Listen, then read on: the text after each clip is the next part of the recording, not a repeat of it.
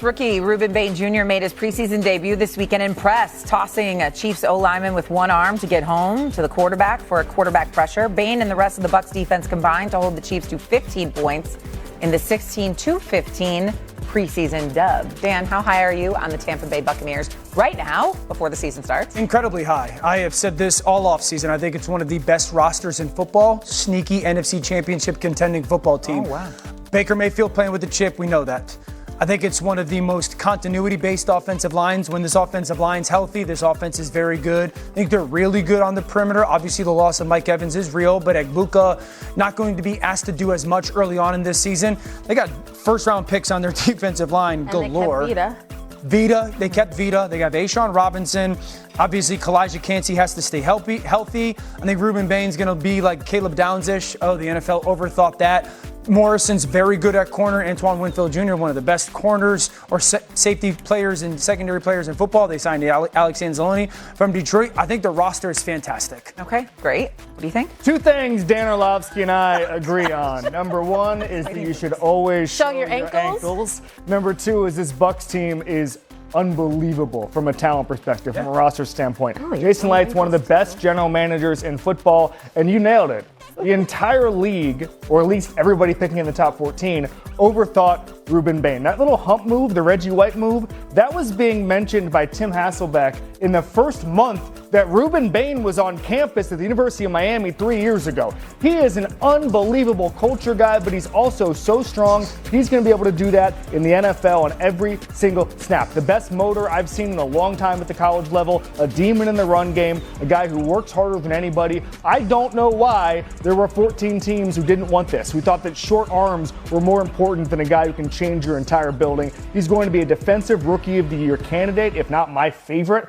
after the preseason. I just think that right now, you talk about Josiah Trotter, also a linebacker who's going to be a rookie. Last year, their problems were stopping the run, stopping explosive plays, and tackling. That's going to be fixed. They're going to win that division. They're going to compete for the NFC Championship. I just think if Baker protects the football. My thing is when it's crunch time, Baker just needs to protect the football, and this team, behind the Seattle and the Rams, those are the two favorites, I think, in the NFC, and then the Eagles.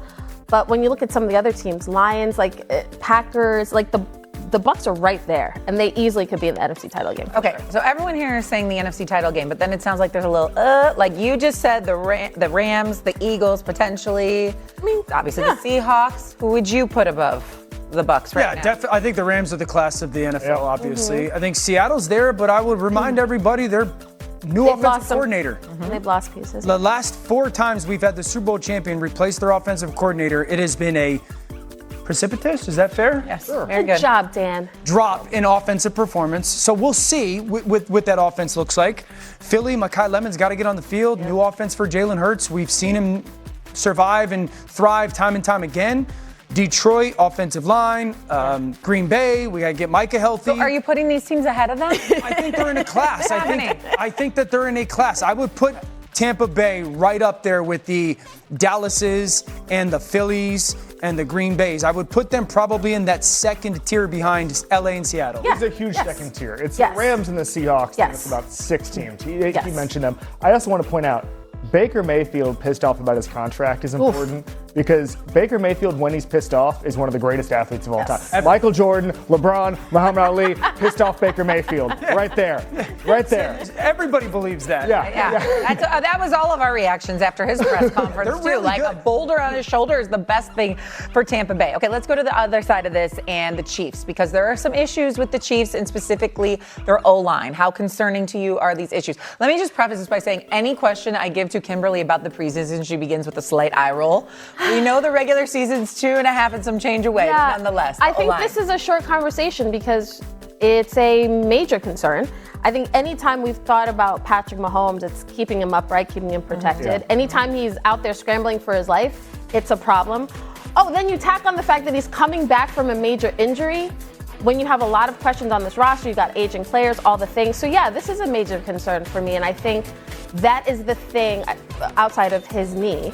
I think offensive line play is a big factor with them. Yeah, I wouldn't be like, oh, it's great that we have offensive line issues and our starting quarterback is coming back from knee surgery and knee problem. Go ahead. You right there, It's too? not ideal. It's all not. It's ankle gang. We're the ankle gang here. But are you agreeing or disagreeing With what?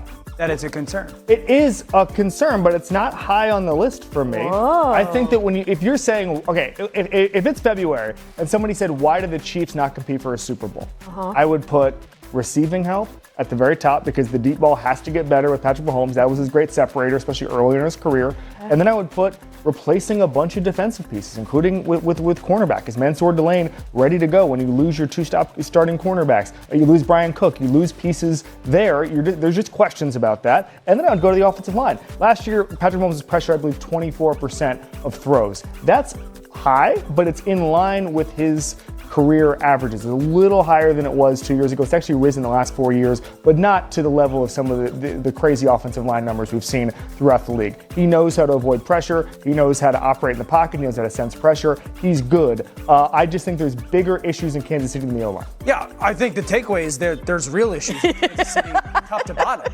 It's not just offensive line. Surely offensive line, and Shay, to your point, surely it's concerning. Can Patrick be who Patrick has been?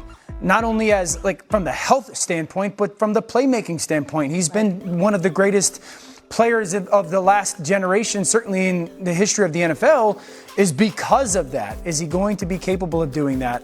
I think the offensive line is a big concern. I think the fact that they're going to be dependent on and relying on so many rookies to not only play, but play at a high level is a big concern. I think receiver is a huge concern because Rashee Rice, is he going to be there? How healthy is he? The same with Xavier Worthy. They've got to rely on Cyrus Allen a ton, who again is a rookie. I mean, we're talking about a team that people are saying Super Bowl contender that is going to need significant contribution from 5 rookies. Significant. If we got to January and in the NFL, the Chargers, both teams are healthy. The Chargers aren't in the playoffs and the Chiefs are. That would be a massive, massive disappointment in LA. Massive. They are significantly more talented. Yeah. Once again, though, they're bitten by the injury bug. Yes. And they're already injured. What they do. And very unproven, as we've talked about time and time again. However, given the roster construction and where everyone is right now, sure, maybe. Coming up here on First Take, why are so many people ruling? Graziano, our ESPN NFL insider, joining us in studio. What's up, Graz? Must be football season. It must be football season. Love the excitement that you close. just showed there. It's getting close. It must be football season because we're debating who's going to be the Browns quarterback, which feels like an evergreen topic. In your opinion, who's it going to be? Shedeur Sanders or Deshaun Watson? It should be Shedeur. I just don't. I mean, I don't know why Deshaun's still on the team, but he is. So maybe they start him to try and get something out of that contract at the end.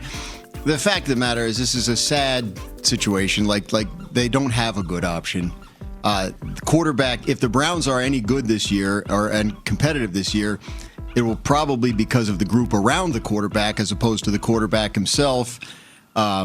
You could certainly see multiple different guys starting at some point this year for them, which wouldn't be anything new. Mm-hmm.